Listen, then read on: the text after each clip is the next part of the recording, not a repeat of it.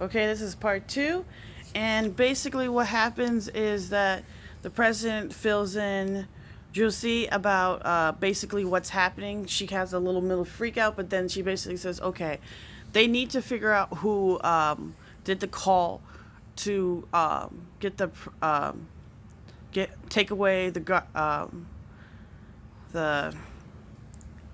the general's clearance for the project, because he's saying from previously that he didn't even really see it, and that he was taken off the project, so he actually does not know what's going on, and everyone else who was on the project died. So, and everyone connected to the cables and everything else is dead. So basically, someone stole files from the agency and put everything in motion for the terrorism. We still don't know who VIP is. Um, as I said before, it's day 40. So basically, Junsu talks to Mihei and tells her that but and she tells her that the recording is damaged. So she goes to the production clerk, to the process communications clerk, to go and fix the problem, and she really needs to do it fast. The clerk actually calls Secretary Han, who was the previous secretary, cabinet secretary of the previous president, and tells them, just do as she says. And the president wants to figure out what exactly is going on, so he tells the guard to go find her. And basically, what happens is that through a series of events, they're trying to find Agent Kang, and what they do is he finds out that there is a gas leak, and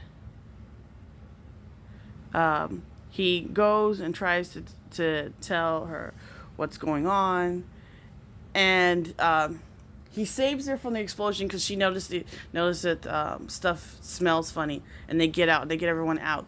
But as they finally get to see each other, he's shot in the back and he dies in her arms, heartbroken and messed up. Basically, her partner basically says, it's okay to be okay, not okay, but she takes herself a moment and then says, my what I need to do is follow my duty and get this to the end. And she's like, okay, I need to figure out what was going on. And through a series of events, they figure out that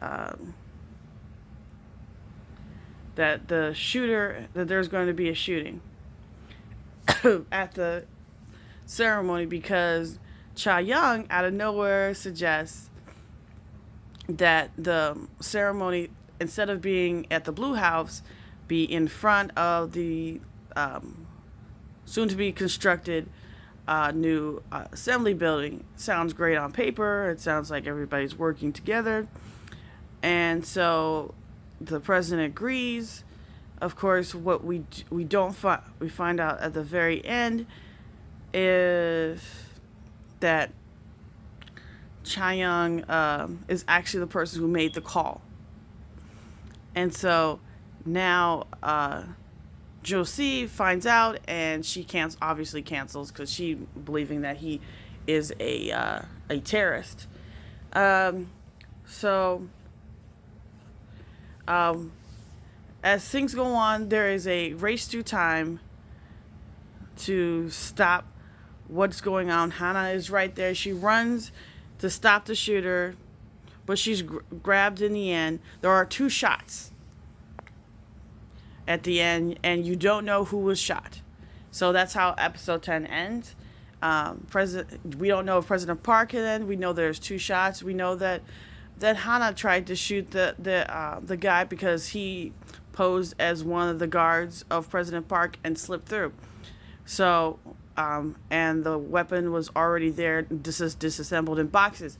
So we know that parts of the government is trying to overthrow it and then trying to put Assemblyman O in charge. They speeded up the process faster than they do. Now, what is going to happen next? We're going to quickly go into episode 11 and see you guys later.